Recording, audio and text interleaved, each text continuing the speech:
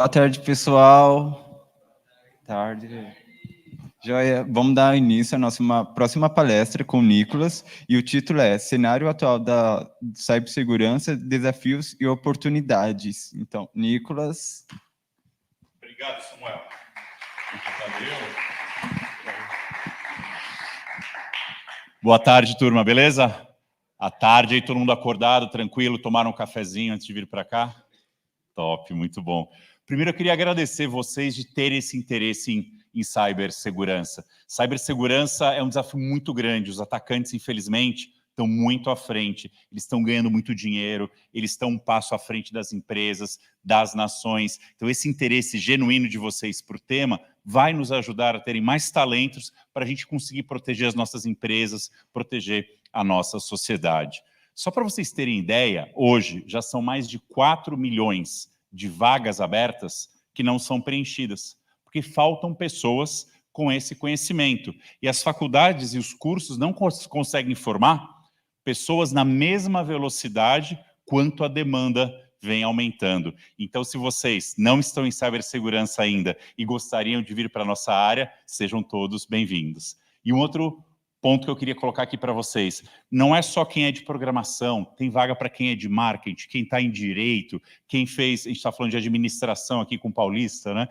Também pode vir para a nossa área, que aqui a gente tem diversas vagas para criar campanhas, para fazer estratégia, para a gente realmente conseguir estar mais protegido. Então, obrigado pela presença de vocês. Meu nome é Nicolas Schutt, eu não comecei na área de cibersegurança, eu era músico antigamente, dos 7 aos 14 anos eu toquei violoncelo, achei que essa seria a minha carreira, mas foi muito importante, assim, a dinâmica de você tocar numa orquestra, de você ler uma partitura, eu não tinha ideia o quanto ia me ajudar na carreira lá para frente. Então, quando a gente toca numa orquestra, é apenas uma música que tem que ser ouvida pela plateia. Então, ninguém tem que se destacar mais do que o outro, a gente realmente tem que conseguir todo mundo fazer o melhor de si, para que aquela entrega, para que a música seja ouvida, percebida da melhor maneira possível para a audiência, para o público que está ali.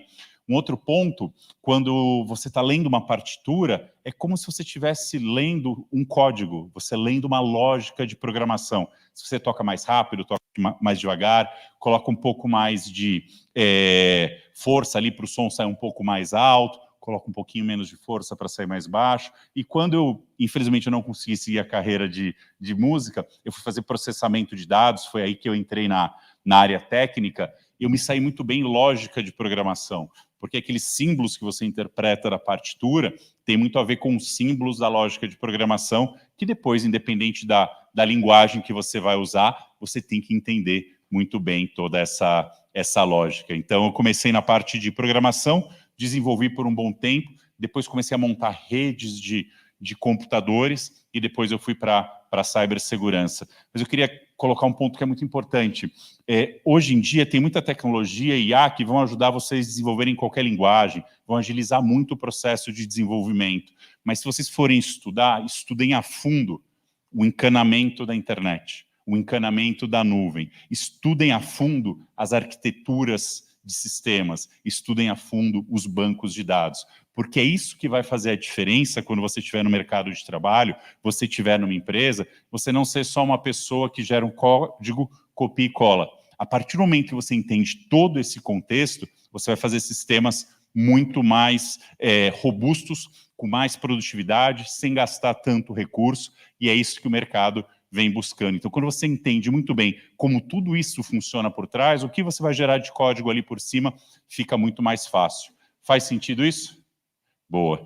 Aqui tem algumas das minhas redes sociais, a gente já estava comentando aqui, né, Samuel? Não é um malware, não é nada disso. Aqui é meu Instagram, eu tenho gerado bastante conteúdo dentro do Instagram para o público em geral, que não tem tanto conhecimento de tecnologia. Já no meu LinkedIn, tem muita informação ali da parte de negócios e de coisas do nosso dia a dia. E eu tenho um podcast também com 2 colegas, o Glauco e o Cris. O Glauco está como conselheiro, como eu, e o Cris ele é o CISO, responsável de cibersegurança, e o DPO, né, de privacidade de dados da B3, da Bolsa de Valores. Então, quando vocês quiserem entender um pouco mais de como está sendo feita a abordagem junto ao negócio, uma conversa mais de risco, dentro desse podcast, conselho e conselheiros, a gente tem bastante conteúdo para vocês consumirem, para entender como os executivos, como o board, né, que quem ajuda a fazer a gestão, a governança das empresas, está conversando para as grandes tomadas de decisão no dia a dia. Eu sou um cara super acessível, tá? Ali está meu e-mail,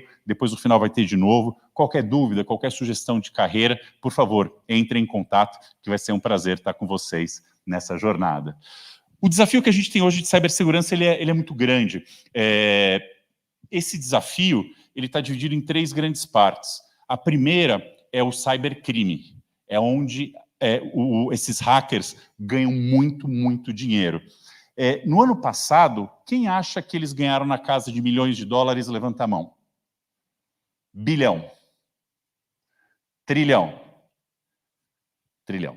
Né? Então foram 10 trilhões de dólares. Se você pegar 10 trilhões de dólares, significa que é a terceira maior economia do mundo, ficando atrás só de Estados Unidos e de China. É muito dinheiro. E eles ganham com isso, com cyberataque, que eles criptografam o sistema não funciona, eles pedem um resgate. Eles vão lá e roubam a fórmula de um remédio que demorou anos e bilhões de dólares para ser desenvolvido. Eles roubam e reproduzem. Teve um caso de um caça americano que foi reproduzido na China. Então, todo esse cybercrime está envolvido em tudo isso e é algo muito rentável. E se é algo muito rentável, vocês acham que vai acabar? Infelizmente não, né? Tem muita ganância em cima de tudo isso, né? E é muito difícil colocar esse pessoal na cadeia, porque seria uma outra abordagem, né? Eu vou pegar e vou prender todo mundo. Como você prende alguém que está atrás de vários servidores, em diversos países, numa rede toda criptografada, em países que não aceita extradição? Então, essa guerra, ela é muito desleal. Eles conseguem estar um passo à frente. Eles também não têm que respeitar as normas trabalhistas, não têm que respeitar nenhuma lei, e a gente tem todo um cuidado para ir atrás, para fazer os processos e prender eles. Então, acaba sendo muito difícil. Mas um desafio que eu sempre passo para as pessoas é, olha só, se isso é um negócio, o que a gente pode fazer para aumentar tanto a nossa maturidade de segurança que ele tenha que investir muito dinheiro para me atacar e eu me torne desinteressante? Porque pensa, o negócio funciona desse jeito, né? Quanto dinheiro que eu vou colocar, para quanto dinheiro eu vou conseguir gerar depois, vendendo produto, vendendo serviços, né? Então, se o atacante tem que investir muito dinheiro para te atacar, ele vai olhar alguém que você vai ter que investir menos para você ter um retorno maior. É o ROI que a gente fala em termos de negócio. Em termos de negócio, a gente também fala TCO, né? Que é o custo dessa operação. Por que eu estou falando isso? Lembra aquela piada que tinha, eu não preciso correr mais que o leão, preciso correr só mais que o Samuel? É exatamente isso. O leão vai estar ocupado com ele e eu vou ter alguns minutos a mais para me livrar. Então, hoje, infelizmente, ainda tem muitas empresas que não estão fazendo o básico. O que seria o básico em termos de cibersegurança? As correções que são disponibilizadas pelos fabricantes, né? Do sistema operacional, das aplicações. Gente, senha, infelizmente, não é mais o suficiente. As nossas senhas já vazaram, elas estão na internet. E por mais que a gente coloque senhas complexas, a gente tem a mania de usar, né, alguns indícios que, através de engenharia social, o atacante consegue descobrir. Imagina uma regra de senha que é assim, você só pode usar senha que seja com caracteres maiúsculos e minúsculos, tem que ter letras e números, tem que ter caracteres especiais, tem que mudar a cada 30 dias, e você não pode repetir as últimas 10 senhas. À primeira vista não parece super complexo? Só que o usuário, o que ele pensa? Poxa, eu vou fazer o seguinte, eu vou colocar janeiro com J maiúsculo, @2024. Tem 12 meses, eu não vou repetir, a cada 30 dias muda. Ou você coloca várias informações na tua rede social, data de aniversário, nome de cachorro, cidade onde nasceu, nome de pai e de mãe. Aquilo também ajuda você a adivinhar a senha mais fácil. E qual que é a nossa grande dica hoje?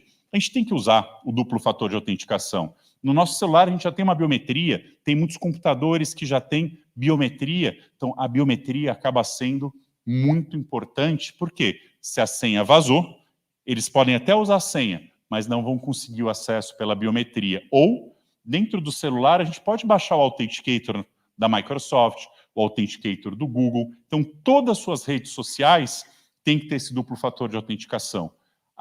Ter o acesso ao banco já é obrigatório ter o duplo fator de autenticação. Os serviços de governo também é super importante ter o duplo fator de autenticação. Então, se a gente fizer o básico bem feito, a gente começa a elevar essa barreira até um ponto que o atacante vai ter que gastar muito esforço, muito dinheiro para te atacar, e ele vai para um outro lado. Ficou claro essa parte do cybercrime? Ótimo. O segundo é o nation state attack, o ataque de nações.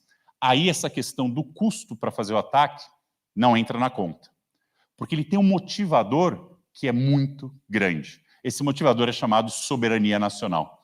Então, eu, um país que quero me manter com os meus costumes, né? Porque quando um país ataca o outro, quem ganhou a guerra vai acabar dizimando cultura, pessoas, N coisas que estão ali dentro. Então, na hora que você pensa em soberania nacional, frente a uma situação global tão complexa como a gente tem hoje, eu tenho não só que me sobressair, mas também garantir que eu não vou ser roubado, monitorado por outras nações.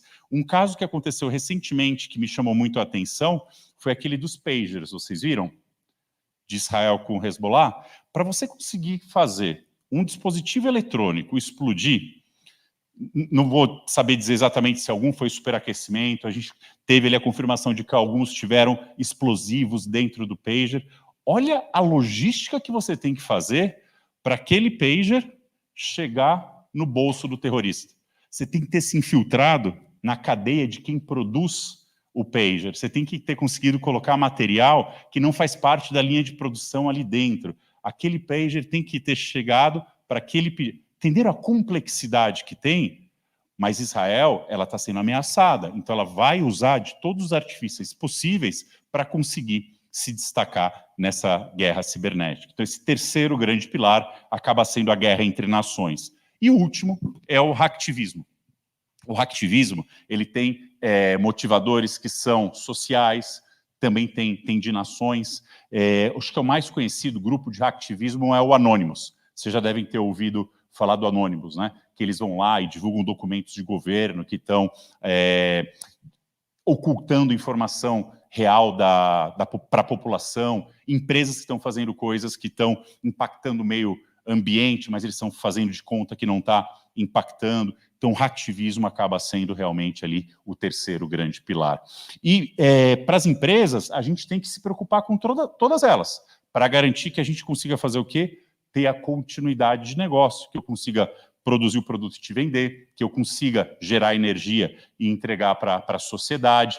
Antigamente, quando eu comecei na minha carreira, o maior problema que a gente tinha era um vírus que deixava o computador lento, que abria o porta-CD, ainda tinha porta-CD nos computadores naquela época, ou era muito spam, muito e-mail, vendendo produtos que chegava na tua caixa postal.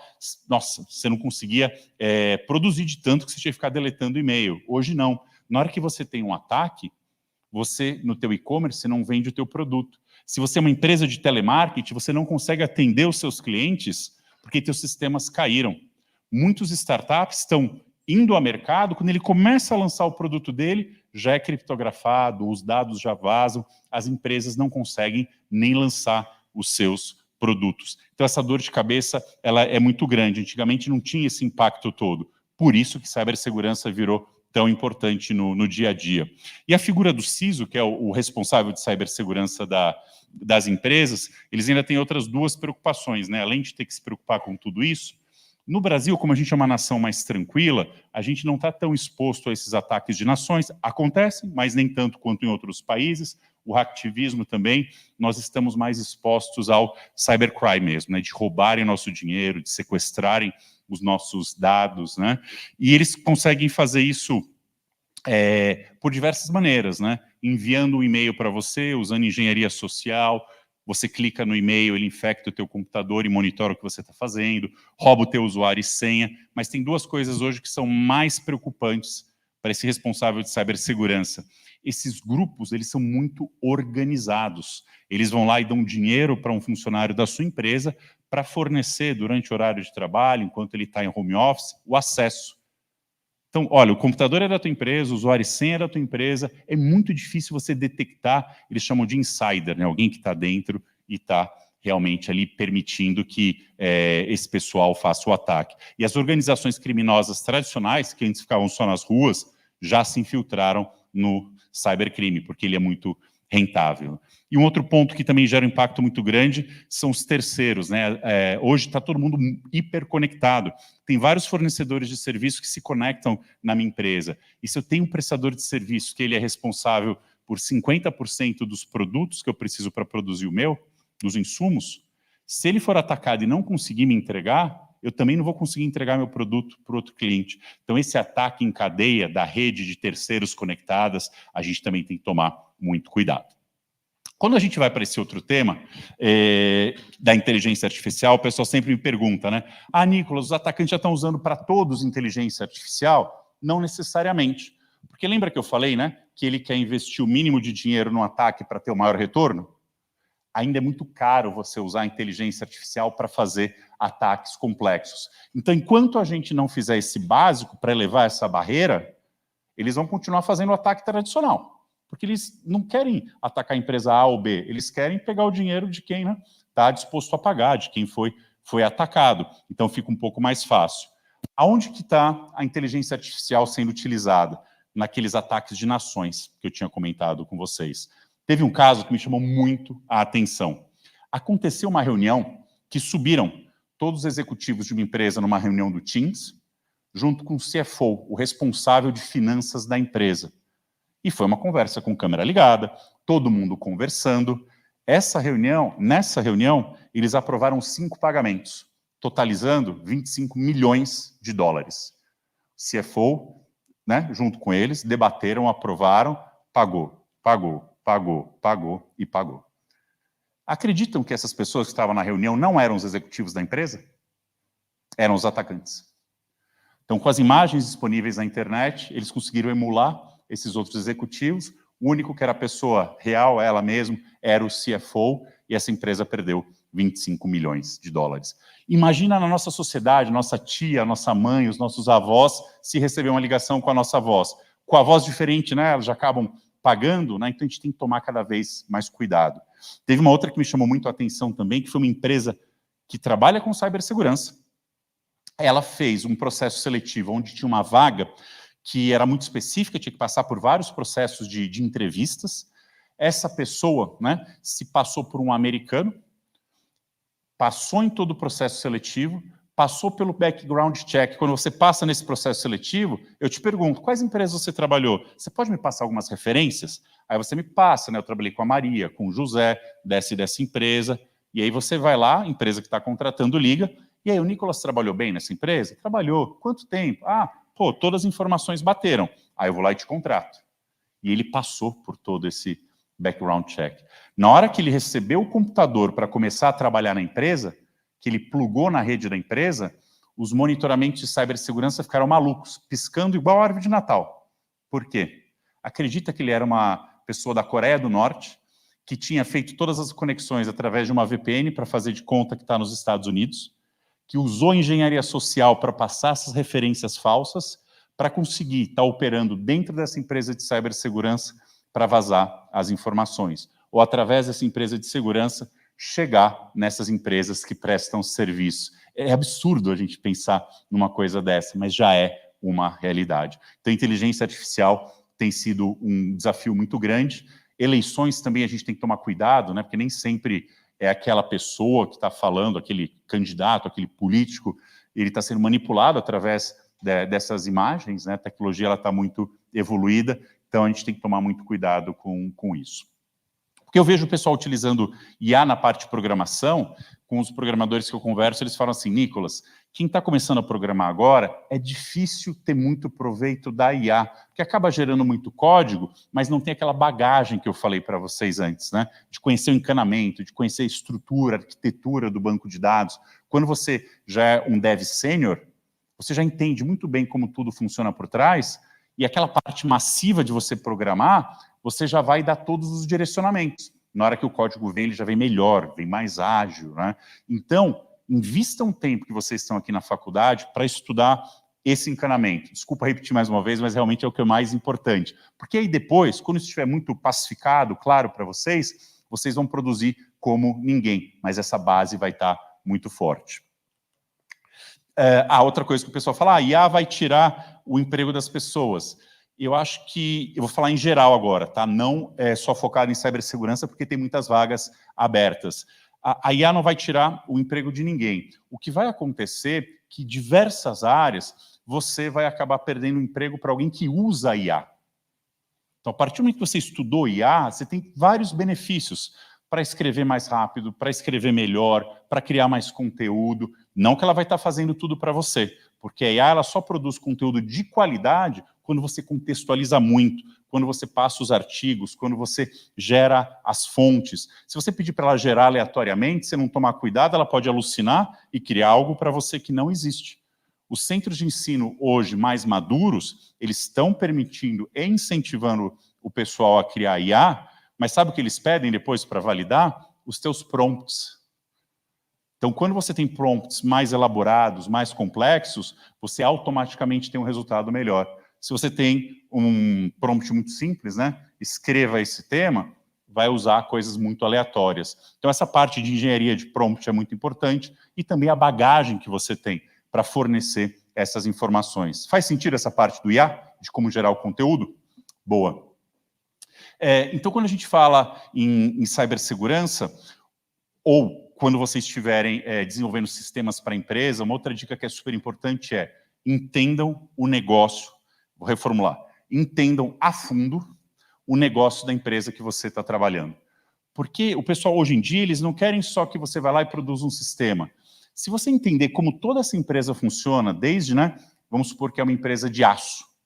Chega lá no pátio, o trem que tem o minério, tem o carvão, passa por todo um processo produtivo, depois ele vai lá, faz a fundição, sai um vergalhão, vai para o pátio, esfria, vai para o caminhão e entrega para a distribuição. O centro de distribuição vende para as lojas de construção. Quando você entende todo o sistema da empresa, na hora que você vai ajudar no desenvolvimento, na hora que você vai participar de uma reunião, esses executivos, eles percebem quando você veste a camisa da empresa, que você entende como que é o dia a dia, e você vai conseguir gerar mais inovação, você vai conseguir proteger essa empresa melhor. Por quê? Porque você entendeu como que ela funciona. Um exemplo que às vezes eu dou é assim, tem uma palavra que é intervencionismo ingênuo, né? Tá, depois que eu vou falar da parte de antifragilidade. O intervencionismo ingênuo é eu chegar e falar assim, ó, eu trabalho numa empresa financeira, agora eu vou para a indústria, eu vou fazer exatamente o que eu fiz na indústria financeira, porque deu certo lá, lógico que vai dar certo aqui na indústria. Se você fizer aplicação de patch, correção de segurança automático, na indústria, igual você fazia no banco, você para toda essa planta de produção. Porque os sistemas que foram desenvolvidos para fazer toda essa linha de manufatura, não teve todas as atualizações que teve lá no escritório no banco. Eles estão usando o Windows 7, Windows XP. Se você aplica patch, o sistema para de funcionar. Então, assim, quando você entende bem do negócio, você consegue dialogar muito melhor e criar coisas mais inovadoras. Faz sentido? Boa. Quando eu falo de cibersegurança, às vezes as pessoas falam assim, então quer dizer que eu vou aqui investir 10 milhões e depois eu não preciso me preocupar com nada? Não é bem isso. E a maneira que eu consegui me comunicar com o pessoal de negócio de uma maneira mais fácil foi trazendo essa abordagem do Simon Sinek, dos jogos infinitos. Alguém já tinha ouvido? É bem interessante. Vou dar um exemplo para vocês. Quando a gente fala de jogos infinitos, tem duas abordagens, né? O finito e o infinito. Quem me dá um exemplo de um jogo finito, que tem início, meio e fim? Pode ser em qualquer área da nossa vida.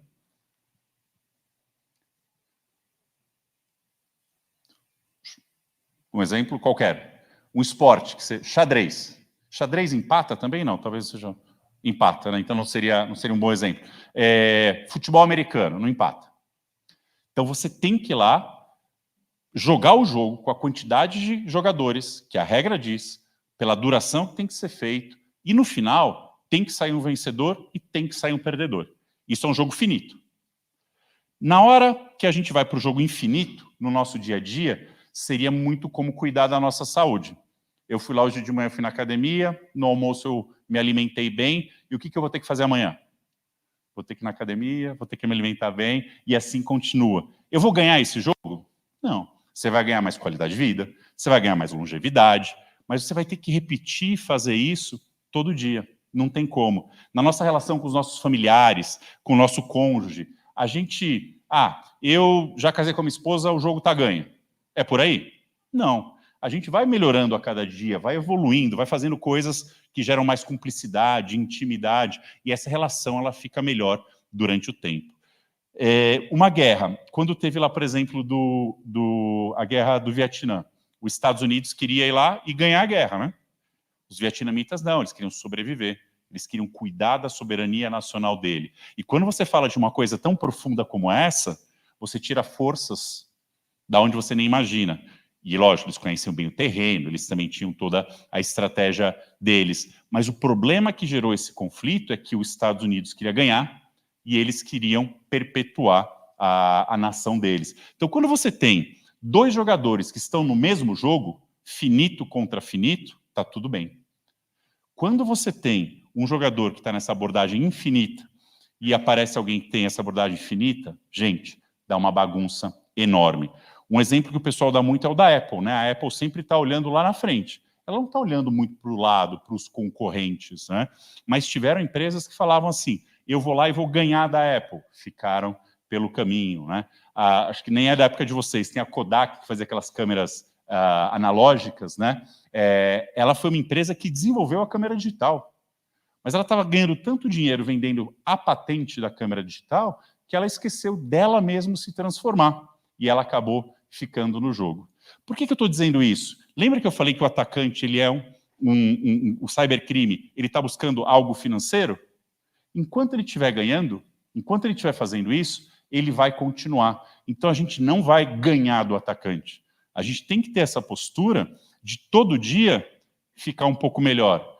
Não tem duplo fator de autenticação para todo mundo. Como que a gente pode fazer uma jornada que até o final de 2025 a gente consiga ter? Olha, tem muitos sistemas legados aqui, o Windows XP, igual eu falei da indústria. Como a gente pode falar com aqueles fabricantes que fazem a linha de produção para, numa janela de 3 anos, atualizarem os sistemas dele? Porque com isso a gente está reduzindo a superfície de ataque, elevando a nossa maturidade de segurança e está se tornando mais difícil atacar a gente. Então, com isso, a atenção do atacante vai para o lado. Então, quando a gente falar de cibersegurança, sempre um jogo infinito. Todo dia a gente está aprendendo alguma coisa nova, todo dia o atacante está criando alguma coisa nova, então esse mercado ele é muito dinâmico. Não tem muita, como se diz, monotonia, né? Você aprende bastante. Então o perfil tem que ser de pessoas que estão interessadas ali e sempre estarem com conhecimento. Uma outra abordagem que eu falo para o pessoal, e vocês devem ouvir em cibersegurança, nós temos que ter resiliência.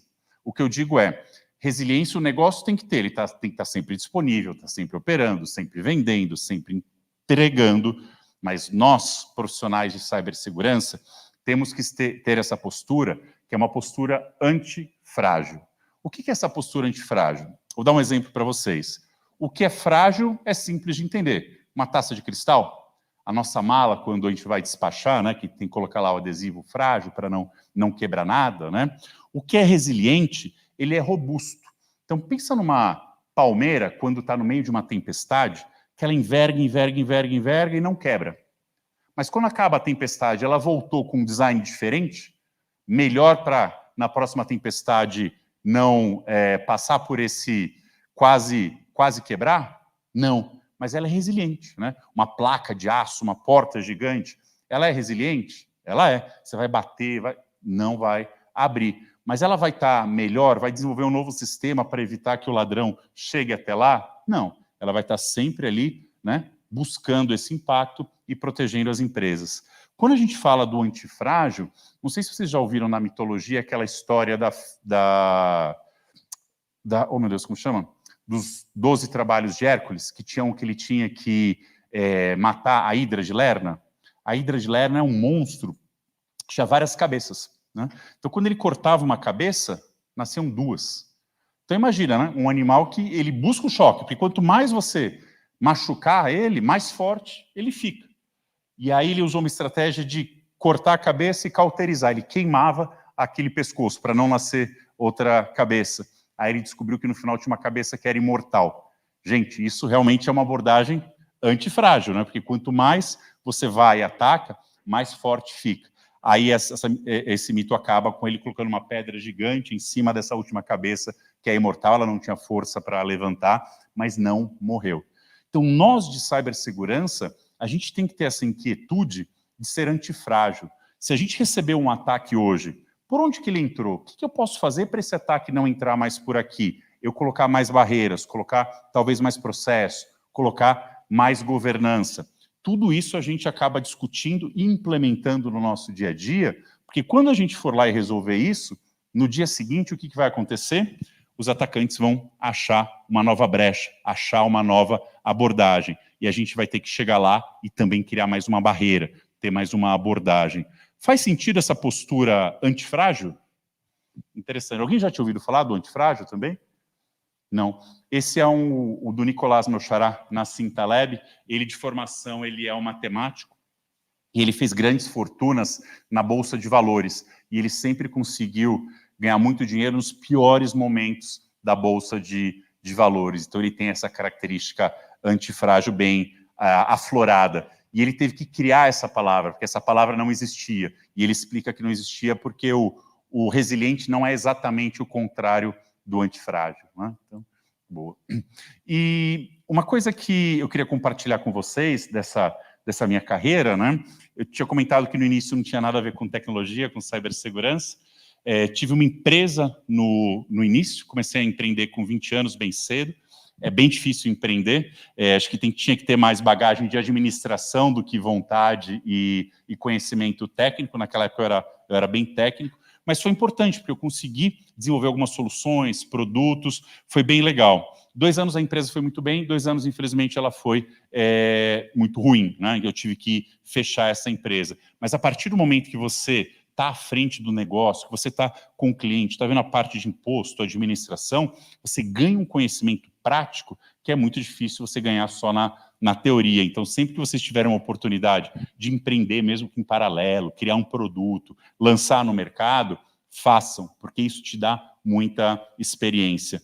E aí, quando eu tinha minha empresa, o último produto que eu revendia era um produto chamado Ironport, que protegia as empresas para não chegar o spam. Né? E quando eu estava nessa empresa, que era a minha empresa ainda, quando esses executivos, esses gringos vinham aqui para o Brasil, eu investia tempo para estar com eles, para entender mais da cultura deles, treinar meu inglês, que meu inglês não era tão bom naquela época, eu demorei bastante para engrenar no inglês. Às vezes a gente consegue ler o inglês bem de um manual, né, de alguns textos e tudo mais, hoje tem o tradutor muito mais fácil, mas a partir do momento que você consegue ter uma conversa fluida, né, com quem é o teu interlocutor, você gera uma conexão, uma empatia muito maior. E lógico, né, a comunicação ela depende de 2 pessoas. Tem pessoas que você está falando, ela não vai ter paciência com você. Aí você vai falar, poxa, eu estou falando inglês ruim. Não, não é isso. É que ela não quer falar com você. Mas a partir do momento que essa pessoa te dá atenção, você vai ver que você evolui. E você realmente tem que se expor a essa situação, de às vezes errar, falar alguma coisa errada, ouvir a pessoa fazendo uma correção, mas você consegue evoluir muito bem. Por que eu estou falando isso? Quando uma empresa fechou, que eu estava sem emprego, foram essas pessoas que me deram uma oportunidade. E foi a primeira vez que eu trabalhei para uma empresa do Vale do Silício. E a partir daí, eu acabei me especializando nisso, né? Naquela época, a Cisco comprou essa empresa, trabalhei na Cisco por um bom tempo, e aí depois teve a empresa chamada Zscaler, fazia segurança na parte de nuvem. E aí, com isso, eu aprendi muito desse encanamento que eu falei da internet, que foi muito importante. Isso era em 2010 para 2012. Aí depois eu fui para uma empresa chamada FireEye, e todo esse movimento de uma empresa a outra foi todo esse networking, todo essa parte de relacionamento que eu criei durante esse período. Então o pessoal via que quando eu montava a operação, eu cuidava dessa operação como se fosse a minha empresa. Então, pelaquela bagagem que eu tive lá atrás de fundador, né? Os cuidados com os gastos, estratégia de mercado, né? E a FireEye foi bem interessante, porque eles foram responsáveis de lançar aquele conceito do sandbox, de você criar uma área segura, que você manda o link, manda o anexo, detona e vê como que ele se comporta. Olha, esse currículo não é um currículo, ele é um malware, ele está tentando alocar espaço na memória, está tentando fazer diversas coisas aqui. Então, essa FireEye foi muito legal. E aí eles também compraram uma empresa chamada Mendent, que fazia todo esse trabalho de resposta a incidente, que eu não tinha conhecimento nada desse mercado. Então, hoje, quando uma empresa é atacada, A Google comprou agora a Mandiant, né? Tem esse time que é muito bom, tem o time Dart Team, que é o da Microsoft também, que é maravilhoso, e tem empresas brasileiras que fazem esse trabalho de resposta a incidente, né? Aí depois eles compraram uma outra empresa chamada Eyesight Partners, que eles fazem Threat Intelligence, a inteligência de ameaça. Então eles ficam conectados na Dark Web, nos grupos de Telegram, em grupos de Facebook, em tudo que vocês podem imaginar, monitorando o que estão falando das empresas, o que estão falando das pessoas, o que estão falando dos países, para quando eles começarem a se organizar para fazer um novo ataque, você já saber que aquele grupo está vindo te atacar e você ter as barreiras já prontas, estabelecidas, né? Então essa na jornada na FireEye foi muito interessante. Depois eu fui para a Forescout e depois a Microsoft. A Microsoft estava fazendo toda essa mudança de atuação dela para ser super relevante em cibersegurança. Eu montei a operação dela na América Latina, fiquei lá por 4 anos, né? E depois 2 anos na Nozomi, que era segurança para essa área da indústria. E aí, nesse momento, ainda quando eu estava na Microsoft, eu vi que esses executivos da empresa estavam tendo dificuldade de se comunicar com o pessoal de cibersegurança, ou porque o pessoal de cibersegurança falava muito tecniquez, né? Ou porque esses executivos não estavam se preparando de maneira adequada para ter uma conversa boa, então ficava um abismo, né, entre os executivos, o board e a área técnica. E aí, com isso, os investimentos em cibersegurança não aconteciam. E quando você tem esse gap muito grande, é um prato cheio para quem? Para os atacantes, né? Então, hoje, o que eu estou fazendo? Eu estou, dentro das empresas, aconselhando esses executivos a como direcionar os investimentos da melhor maneira possível, apoiando esse responsável de cibersegurança para que os projetos aconteçam como eles têm que acontecer, mas no final do dia, tendo uma conversa com a linguagem de negócio, uma linguagem simples, sem ser uma linguagem técnica. Então, aquilo que eu tinha falado para vocês antes, né? A partir do momento que vocês entendem do negócio, tentem ter esse linguajar do negócio, não o nosso linguajar técnico, porque com isso você vai acabar criando pontes, e essas pontes vão ajudar vocês a terem uma ascensão muito grande dentro da empresa. E além disso, eu tenho feito bastante palestras também. E assistido muitas, né? Então, para eu melhorar como palestrante, eu quero assistir boas palestras também. Eu fui numa palestra da Adapta, teve o... esqueci o nome dele agora. Não, Edgar, Edson, acho que é Edson, depois eu pego o nome direitinho para vocês. Ele é um empreendedor de muito sucesso, estava para ser pai e ele estava estudando. O que eu vou ensinar para minha filha, né? Porque, poxa, qual que é o caminho que tem que ser? É engenheiro, é médico, é advogado? Ele já tinha certeza que não seria isso, porque o mundo está mudando muito, muito rápido, né? E ele chegou a essa conclusão, que para a gente se diferenciar no mercado de hoje, você ter bom gosto e saber dirigir, direcionar, você vai ter um diferencial muito grande no mercado. E o que é a definição de bom gosto? São experiências que nós passamos, livros que nós lemos, viagens que nós fazemos, né? Eventos que a gente participa, tudo que vocês podem imaginar. E muitas vezes, não necessariamente da nossa área. Um evento bem diferente pode te trazer novas percepções. Um filme de um país que você nunca assistiu te traz novas percepções. Então, quando você se expõe a tudo isso, né, a parte de design também, né, peças de teatro, recitais, você vai começar a entender, isso aqui é legal, isso aqui nem tanto, isso aqui é bacana, isso aqui não é, isso aqui tem estilo, aquilo não tem. Por quê? Quando você se prepara com toda essa parte e consegue criar produtos que são disruptivos, eles são produtos que fazem algo que o mercado não estava fazendo. E você percebeu como? Através dessas experiências. Você criou um produto com uma interface totalmente nova, que não tem nada a ver com o teu mercado, porque você trouxe, de repente, de uma viagem que você fez visitando um museu, que era um museu de arte moderna, e aquilo veio para o seu repertório e você conseguiu fazer coisas muito boas. Por quê? Porque toda essa parte técnica de codar, essa parte técnica do gerente, que tem muito a ver com alocar recurso, ver a capacidade de cada um, não vai mais existir com a inteligência artificial. Isso vai estar pronto. Você pode criar agentes que fazem o trabalho de um monte de analista, pode criar agentes que fazem o trabalho de um monte de atendentes, mas quem que vai idealizar o produto e direcionar todas essas pessoas, esses agentes a IA, para criar aquilo no final do dia que vai fazer a diferença no mercado. Então, fez muito sentido para mim. Então, se vocês olharem para o futuro, pensem nisso. Como eu consigo ter experiências diferentes para me gerar esse bom gosto de entender, né, o que é legal, o que não é, e também sempre olhar assim, como que eu vou conseguir dirigir o meu grupo de trabalho, a minha sala, para gerar uma iniciativa como essa, por exemplo. Olha que legal que vocês estão fazendo. Isso tem muito valor no mercado de trabalho. E um outro ponto, eu estava no evento do Gartner há 2 semanas atrás, e teve o Matthew, que ele é o diretor de criação da Pixar. Nossa, que palestra incrível que ele fez. Tem até um post lá no meu LinkedIn. Deem uma olhada. E ficou muito claro para mim o poder desse storytelling para você se vender para uma empresa. Como que você cria uma história bacana que quem está ouvindo vai falar, caramba, eu quero ele trabalhando aqui comigo. Não é falar assim que eu sou um contador de histórias, que eu sou um charlatão, mas como que você coloca as experiências que você teve, talvez não na área que você não tem essa experiência, mas uma viagem que você fez, um projeto desse que você criou, tudo isso conta muito para esse mercado de trabalho. Ou quando você já está inserido no mercado de trabalho, você quer criar um projeto novo, criar um produto novo, como que você vai e conta a história de uma maneira que todos na empresa se engajem, coloquem os recursos financeiros e te apoiem aí nesse caminho. Então, estudem bastante esse storytelling, que tem muito a ver com conectar com as emoções que nós temos, né? E também usar endorfina, dopamina, né? Toda essa grande química que tem nosso corpo, sendo usado a nosso favor dentro de uma história, vai fazer o pessoal gostar muito do que você está falando, né? E essa parte das apresentações, né? Por que eu tinha colocado a apresentação? Oh, meu Deus.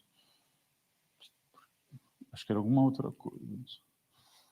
Acho que a apresentação estava mais relacionada a essa parte do networking, né? Por mais que a gente tenha essa questão do virtual, dos fóruns, mesmo dentro dos fóruns, né? Se conectem com essas pessoas, engajem nesses projetos. Tem muitas pessoas que falam assim, mas você está fazendo um projeto que não tem um retorno financeiro, ou você está colaborando com uma comunidade de software livre. Essas pessoas que você se conecta, o que você aprende com elas, as possibilidades que te abrem no futuro, são muito, muito válidas, né? Então, minha sugestão seria essa para a carreira de vocês, né? Não só na parte técnica, eu quero que vocês venham para cibersegurança, mas nessa jornada aí de vocês terem esses outros skills que são muito importantes para o dia a dia. Alguém quer fazer uma colocação, alguma pergunta, algum comentário? Acho que eu quebrei a apresentação aqui, talvez, não? Agora foi, obrigado. Tranquilo? Tem alguém que já está atuando em cibersegurança? Ainda não? Que bom, espero que alguém tenha mudado de ideia e mude de carreira e venha para a cibersegurança. Então tá bom, pessoal, era isso que eu queria aqui compartilhar com vocês, espero que vocês tenham gostado, parabéns por essa iniciativa. Por favor. Estava pegando o microfone. Sobre isso do storytelling, eu vi uns cursos na Formação Estudar, acho que é o nome desse site, e é muito interessante ver as diferentes formas de você contar uma história. Então você pode contar de uma forma cronológica, de trás para frente. Isso é muito legal. Eu queria fazer 2 perguntas. Conhecendo o seu contexto, já vi você atuar em outros lugares. Eu queria que você falasse um pouco sobre os eventos que existem, tanto para essa parte, quanto no geral, assim, que podem agregar para o pessoal. Muito bacana, bom ponto. Aqui no Brasil, nós temos alguns eventos que são bem relevantes. Tem um evento que virou um grande congresso, chamado Mindsec. Ele já aconteceu, esses eventos normalmente acontecem no segundo período do ano, é um evento super bacana, Mindsec. Agora está tendo o Cyber Security Summit, também outro evento brasileiro que acontece aqui. Para quem gosta muito dessa área de indústria, sim, tem um evento chamado CLASS, C-A-L-A-S-S, CLASS de classe mesmo, da TaySafe, do pessoal lá do Rio de Janeiro. E acho que esses são os 3 principais que a gente pode falar aqui no Brasil. Quando a gente vai para a América Latina, tem um que chama Segurinfo, que é bem interessante para entender um pouco do contexto. Às vezes eles têm várias coisas online também para entender. E quando a gente vai para os Estados Unidos, o mais conhecido de todos chama RSA Conference. Eles também disponibilizam vários conteúdos online. Se você não puder ir para lá, acompanhe, tem vários papers bacana. E quem gosta muito de codar, assim, realmente ir a fundo, é o Black Hat. No Black Hat, eles mostram como você hackear um caixa eletrônico e começar a cuspir dinheiro, como que você pegar um drone, reprogramar ele e ele começar a mandar imagens diferentes do que ele está vendo. Então, vem um drone espião, você reprograma ele e, na verdade, você que está espionando quem enviou o drone para você. A parte de você hackear um carro, os IoTs, então Black Hat ali é muito, muito relevante. E tem um bem interessante, também bem técnico aqui no Brasil, que é o pessoal da B-Sides e H2HC. H2HC ainda tem no final do ano. Esse do caixa eletrônico cuspir dinheiro eu já assisti, é bem interessante. Ele contando, incrível, né? E é bem divertido também, ele deixa bem engraçado a apresentação. Alguém do presencial tem mais dúvida? Ou tudo certo? Show. No online a gente tem 2 perguntas, então a primeira é do Lisandro. Ele falou que aqui a gente do curso de SI, a gente tem até uma disciplina de segurança, mas ela é focada apenas em criptografia. Como eu posso começar a aprender SEC? Boa. Tem o pessoal da Cisco, que era conhecido por fazer roteadores, já investem em segurança há muito tempo. Eles têm um Academy lá, que tem bastante coisa de cibersegurança. Uma outra empresa, que é a Fortinet, também tem muito conteúdo em cibersegurança. E tem a ONCE, que é uma iniciativa de mulheres em cibersegurança, que elas já foram muito além. Não só tem os cursos, mas tem mentorias, e elas ajudam as mulheres a se colocarem ou se recolocarem dentro do mercado de trabalho. O ONCE, se eu não me engano, é WONCY. Show. Então, a pergunta do Ricardo também. Boa tarde, obrigado pela palestra, conteúdo muito rico.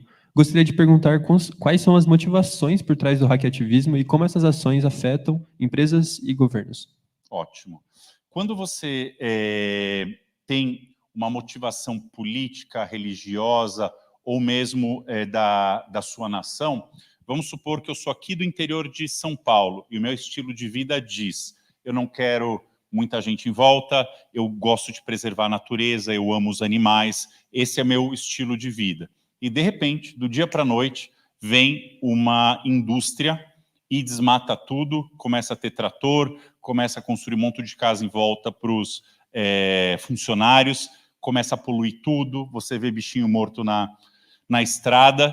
Se eu amo muito tudo isso, você concorda que eu vou ficar muito revoltado com isso que aconteceu? Se eu não sou de tecnologia, eu faria o quê? Eu faria uma associação, eu iria lá para frente com placas, eu tentaria engajar políticos, né? Então isso seria uma parte assim, sem hackear de alguma maneira, você está tentando evitar que aquilo aconteça, mas quando a gente fala de hacktivismo, sempre tem esse motivador por trás. Alguém que não está alinhado com a sua religião, com a sua política, com os seus valores, e na hora que você se sente não alinhado, né, você vê o mundo digital como uma maneira de atacar essa pessoa, atacar esse político, né? Tem algumas coisas que são exacerbadas, realmente acaba perdendo um pouco a mão, mas sim, a gente já conseguiu, né? Lembra do Snowden, que ele mostrou o quanto a população global estava sendo monitorada, quantos dados nossos tinham? Aquilo ali foi muito importante. Foi uma maneira muito heróica, assim, de hacktivismo, tanto é que ele teve que ficar, né, extraditado por muito tempo. E teve um outro também, esqueci o nome daquele de cabelo branco, que ele também mostrou muita coisa que os governos estavam fazendo que não é o ideal, né? Então, o hacktivismo está muito ligado a isso. Motivações políticas, religiosas e pessoais.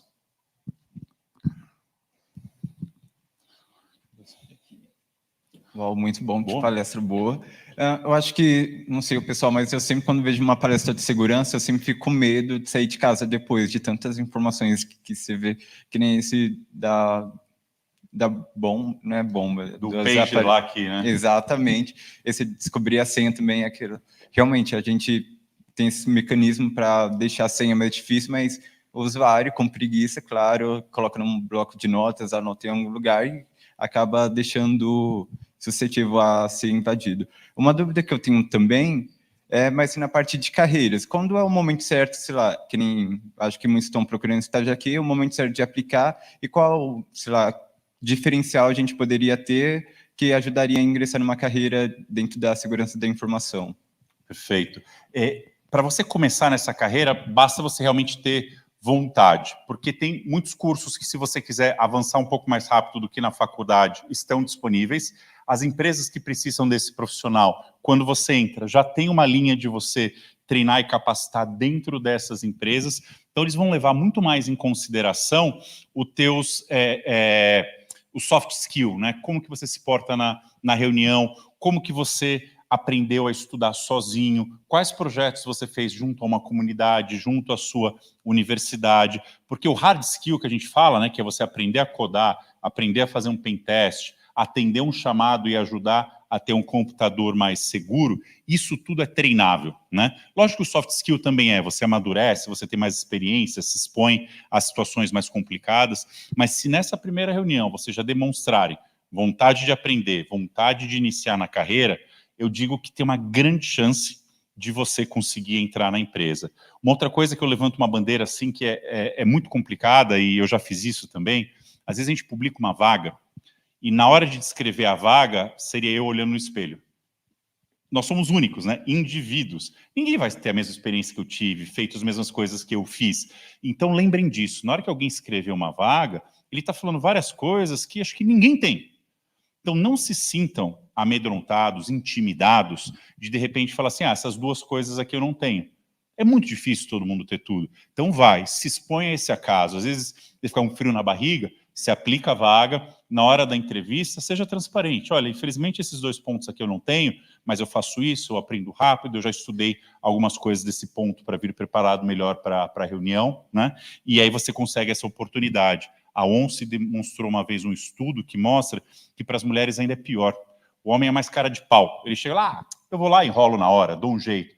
E se a mulher fala assim, não, eu não cumpro esses 2 requisitos, eu não vou. Então, o que eu desafio vocês, assim, desafio não, incentivo, é que vocês estejam lá. Essas oportunidades, elas realmente acabam acontecendo. E o estudo constante, né? Então, você tem, a partir do momento que entra na empresa, você pode perguntar, tem um fórum, tem um Discord, tem alguma coisa que eu posso trocando ideia com o pessoal daqui para aprender mais? Tem grupos da nossa indústria também, que quando você começa, você pode inserir para ganhar conhecimento. Então, um caminho tem. Então, foca mais na vontade de estudar, de fazer, de trabalhar.